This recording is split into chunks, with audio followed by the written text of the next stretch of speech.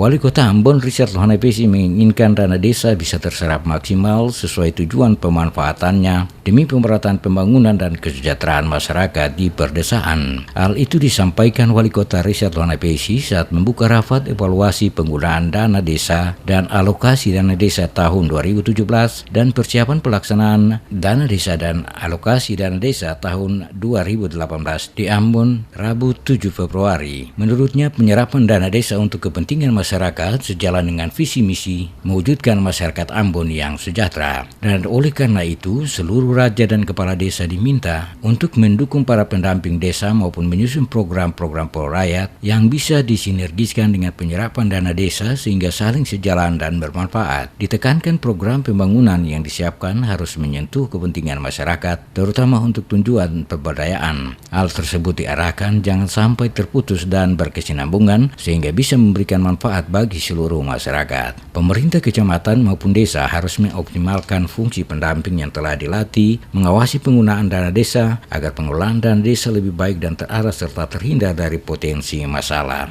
Dikatakan, pendamping juga mampu mengklarifikasi penggunaan dana desa sehingga tepat sasaran dan bermanfaat bagi kepentingan masyarakat, desa, dan pembangunan di pedesaan tersebut. Menurutnya, pada intinya jangan sampai penggunaan dana desa di luar pemanfaatan karena jika terjadi kesalahan dan penyimpangan maka berdampak pada permasalahan hukum. Ia menegaskan laporan kegiatan dan pertanggungjawaban keuangan itu akan menjadi acuan sekaligus bahan evaluasi untuk pencairan dana tahap selanjutnya.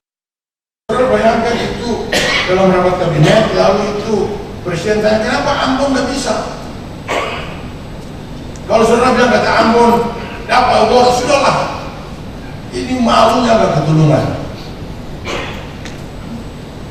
Nah, oleh karena itu saya minta betul ini seluruh perangkat desa untuk memanfaatkan dan menggunakan ya kesempatan ini sebaik mungkin dan tentunya dukungan daripada para pendamping ini yang paling utama.